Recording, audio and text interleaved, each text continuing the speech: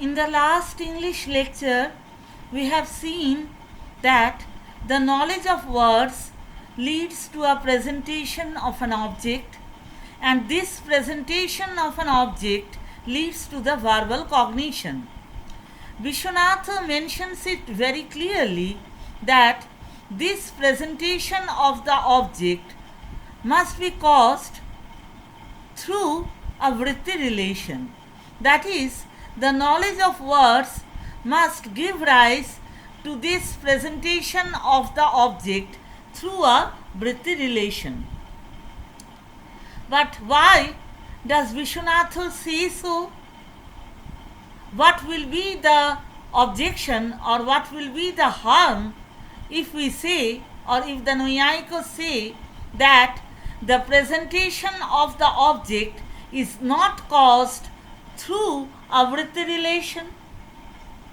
The answer is any sound or any word resides in Akasha on the Nyaya view, because Akasha is believed to be the Samavai Karana, the inherent cause of sound. So, sound bears the relation of inherence to Akasha. It is admitted by all philosophers, and also this principle is added by common people, is admitted by common people, that if we know a relation between two entities, then if we encounter one of those entities, then we are reminded of the other entity. The stock example given by the Indian philosophers is, if someone knows the relation between an elephant and the elephant keeper, and if that person encounters the elephant, she is reminded of the elephant keeper. So, if a person has the knowledge of a relation, and if she perceives or encounters one of the relata, then she is reminded of the other relatum. Eka sambandhi jnanam, apara sambandhi smarakam. Now suppose that a person hears a sound, say pot. She knows that all sounds inhere in Akasha. That is, she has knowledge of this inherent relation which obtains between any sound and its inherent cause, namely Akasha. So, on encountering any sound, that person may be reminded of Akasha. Here, the presentation of the object, namely the presentation of Akasha, takes place or happens through the Samavaya relation, through the relation of inherence. Through the relation of inherence, on hearing the word pot, one may have the recollection of Akasha. And this recollection of Akasha may in turn give rise to the knowledge of Akasha, to another knowledge of Akasha. But that knowledge of Akasha cannot be regarded as a verbal cognition, because no one would say that on hearing the word pot, we have a verbal cognition of Akasha. This is not possible. No one admits this, neither is this admitted by ordinary people, nor is this admitted by any philosopher. So, on hearing the word pot, one cannot have any verbal cognition of Akasha. To preclude such situations, Vishwanath says very clearly that the knowledge of the word must give rise to the presentation of the object through a specific relation, and that specific relation is the denotation relation or the relation between the word and its denotation, or it may be the indication relation, the relation of lakshana which obtains between a word and its secondary meaning. That is, here the relation between the word and its meaning is needed to produce the recollection of the object. And this recollection of the object, which is produced through the word meaning relation, then gives rise to a verbal cognition. So, the knowledge of the word meaning relation is needed for the production of the presentation of the object. This relation in Neo terminology is called a vritti relation. A vritti relation is defined in Muktavali Sangraha as a relation which has a word as its locus and the referent of the word, the meaning of the word as its counter correlative, as its pratiyogin, and this relation is conducive to the production of a verbal cognition. पदानुयोगिको पदार्थ प्रतियोगिको शाब्दबोधानुकूल संबंधत्वम वृत्तित्वम. So this is the definition of vritti. The Naiyayikos admit two kinds of vritti relation, namely Shakti and Lakshana. Vishwanatha himself in his Siddhanta Muktavali writes, Vrittischa Shakti Lakshana Niyatara Sambandha. That is, vritti is either the Shakti relation or the Lakshana relation. It is one of these two relations. It cannot be anything else. Here it should be remembered that some other philosophers, namely the Alankarikas, they admit a third relation between a word and its meaning.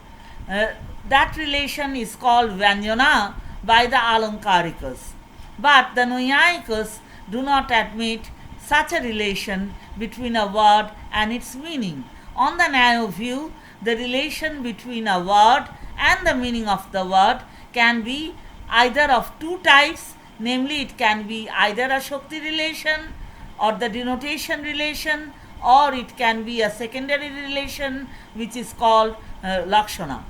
These are the only two relations which are possible between a word and its meaning. Siddhanta Muktavalīkar then writes, Atraiva Shakti Jnanasya Upayoga Purvang Shakti Graha Bhave Pada Jnanepi Tat Sambandhena Tat Smarananutpatte. Now, here the term Atraiva means Padajanya Padarthopasthito Eva. That is, the Shakti Jnanam, knowledge of the Shakti relation, is needed only for the production of the presentation of the object. It is not a direct cause, this is important, it is not a direct cause of the verbal cognition itself. Why do the Naiyayikas not regard this knowledge of the Shakti relation as a direct cause of the verbal cognition? The answer is, it is, that is, the knowledge of the Shakti relation is a cause of the verbal cognition. The verbal cognition is caused by the presentation of the object, and the presentation of the object is caused by the knowledge of the vritti relation. So, the knowledge of the vritti relation is a cause of the cause. And on the Nyaya view, a cause of the cause is not regarded as a cause of the effect. So, the knowledge of the Shakti relation is not admitted to be a direct cause of the verbal cognition. But it is certainly a cause of the presentation of the object. Because unless one has knowledge of this Shakti relation or the knowledge of this Vritti relation, one cannot have a presentation or a recollection of the object even though one encounters the word. For instance, if we encounter a word of some foreign language which we do not know, then we do not have knowledge of the relation between that word and its meaning. We do not know the word meaning relation. In that case, even though we hear the word, we shall not have any recollection of the meaning of the word. So, the knowledge of the word will not lead to a recollection of its meaning unless one has knowledge of the relation between the word and its meaning.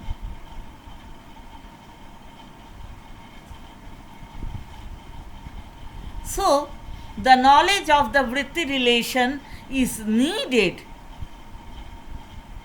for the production of the recollection of the object.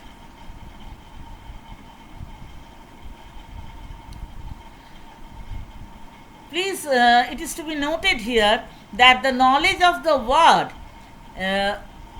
is knowledge of one relatum, because there is relation between the word and its meaning. But the knowledge of one relatum cannot itself lead to the knowledge of the other relatum unless one has knowledge of the relation itself.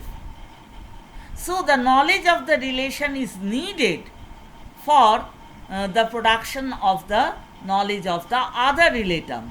The knowledge of one relatum cannot directly lead to the knowledge of the other relatum in the absence of the knowledge of the relation.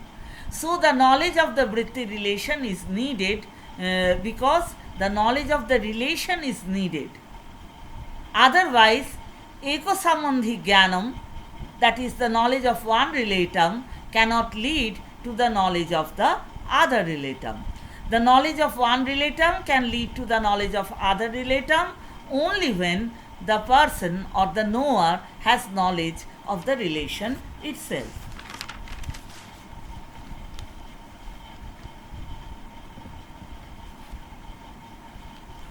One may say that here let the knowledge of the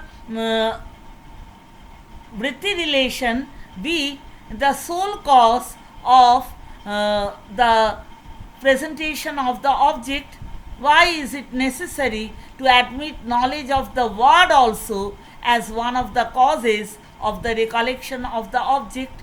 The reason is, even though one has knowledge of the relation that obtains between a word and its meaning, one will not be reminded of the object unless one encounters the word. So, even though one has knowledge of the relation, one will be reminded, the person will be reminded of the second relatum only if the person encounters the first relatum. In this case, the first relatum is the word. When one encounters the word, one has knowledge of the word, and also one has knowledge of the relation which obtains between the word and its meaning. The knower is reminded of the meaning. The knower has a recollection of the meaning. And this recollection in turn leads to the verbal cognition. So, the vritti relation is either of two relations, namely Shakti and Lakshana. Shakti is the first of these two vritti relations. So, Shakti is defined first. Shakti is not defined in the Karika of Bhasha Parichheda, but Vishwanatha himself defines a Shakti relation in his Siddhanta Muktavali.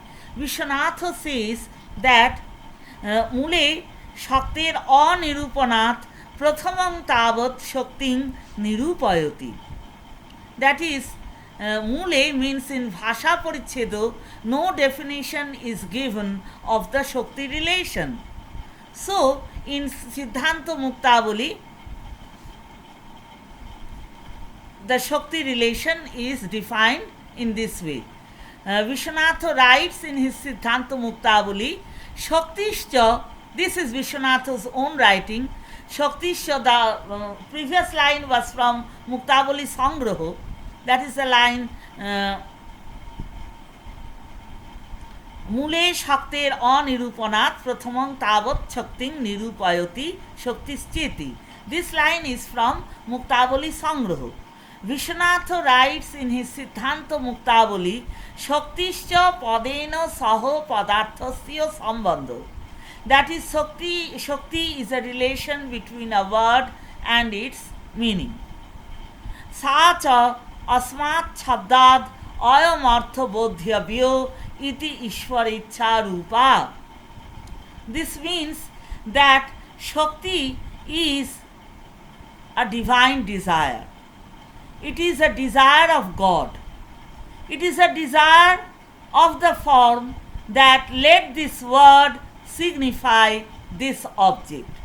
God wills or God desires that let this word signify or stand for this object. This desire of God is the Shakti relation. By identifying the Shakti relation with the divine desire, the Naiyayikas are eliminating or critiquing the Mimamsa view, where the Mimamsa philosophers admit the Shakti relation as a separate category. The Mimamsa philosophers admit that Shakti is an object belonging to an entirely separate category and it cannot be reduced to the other padarthas.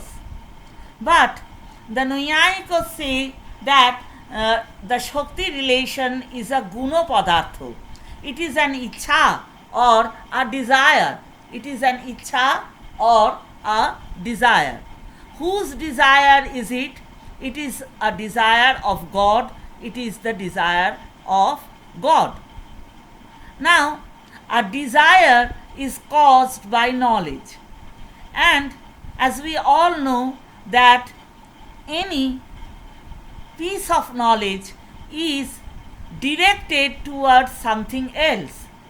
It is an intentional mental episode which is directed towards something else. That is, every knowledge is characterized by this directedness or aboutness. Now, the object or the thing towards which this mental state or this knowledge state is directed is called the object of knowledge. That is why the Naiyayikas admit that all knowledges have an object. All knowledge have objects. Every piece of knowledge has an object of its own. Knowledge is sa-vishayako. Since ichha or desire also is caused by knowledge, ichha or desire too is sa-vishayako. That is, ichha or desire too has an object. Now, objects can be of three kinds on the Nyaya view. An object can be a qualificand, an object can be a qualifier, and an object can be a relation between a qualificand and a qualifier. That is, the object of any knowledge can be a visheshyo, it can be a visheshano. A visheshano which appears in any knowledge is called a prakaro, or it can be a sangsargo that obtains between a visheshyo and a visheshano or prakaro. So, the objects of desire also can be of three kinds. The object can either be a qualificand, it can be a qualifier, or it can be a relation that obtains between the qualificand and the qualifier. So the next question will be, what is the Visheshyo or the qualificand of this divine desire? What is the qualifier by which the qualificand of this divine desire is qualified? And what relation is there between the qualificand and the qualifier of this divine desire? The Naiyayikas then analyze the form of this Shakti relation, thereby showing the qualificand and the qualifier which are presented in this Shakti relation, which are objects of this Shakti relation.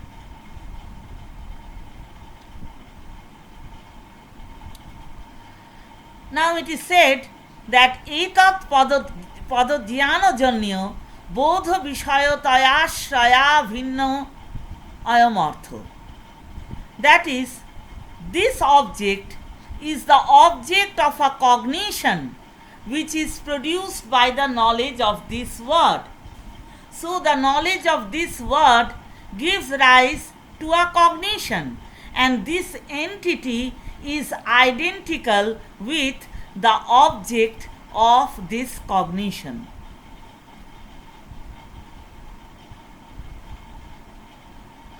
Now, both the word and the object, that is, both the word and its meaning, can be looked upon as the qualificand or the Visheshyo of this Shakti Sambandha, of this Shakti relation. One can say that this Shakti relation is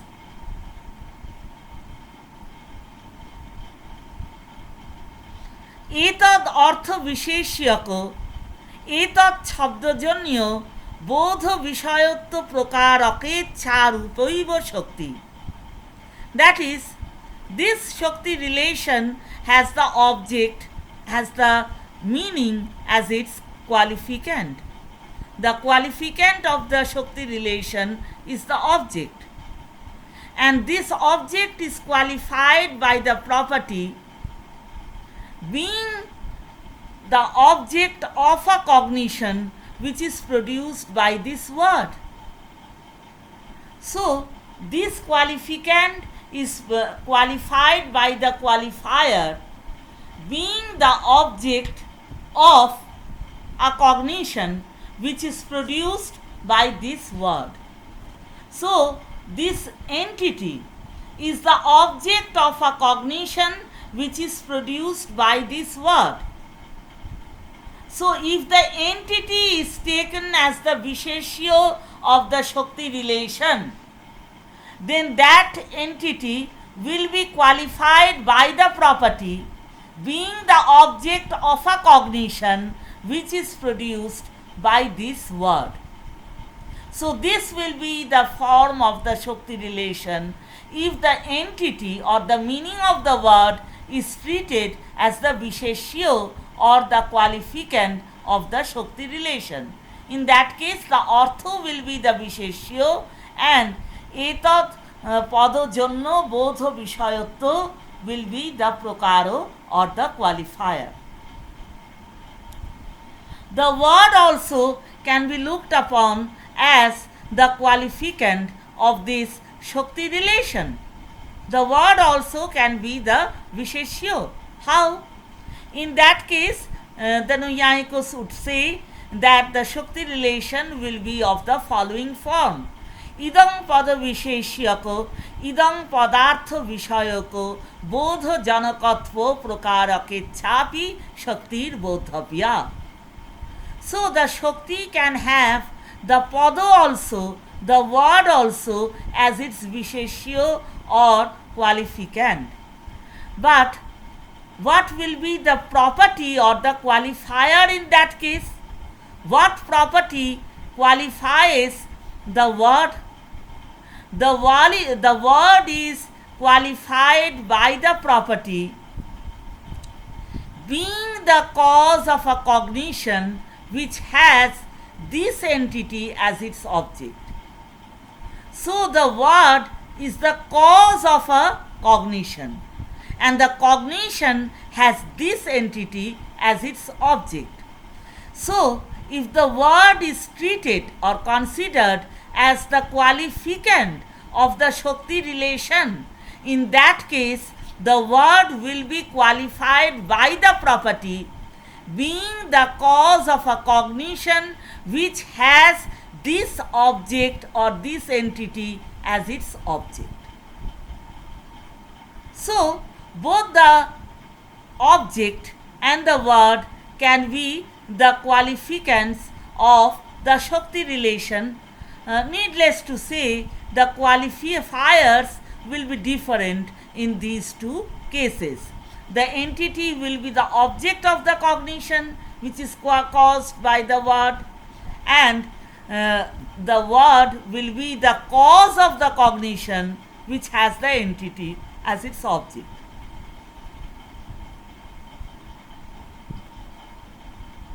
One might object that if the Shakti relation is defined as a divine desire, then the Shakti relation will reside in the self of God, in the divine self, in Paramatman. The Paramatma will be the locus of the Shakti relation. But then the Shakti relation will not reside in the word. But a Nayayiko defines a word or a term as Shaktam Padam, that is, a term which constitutes a sentence which is capable of being a constituent of a sentence, must be qualified by the Shakti relation, must be the locus of the Shakti relation.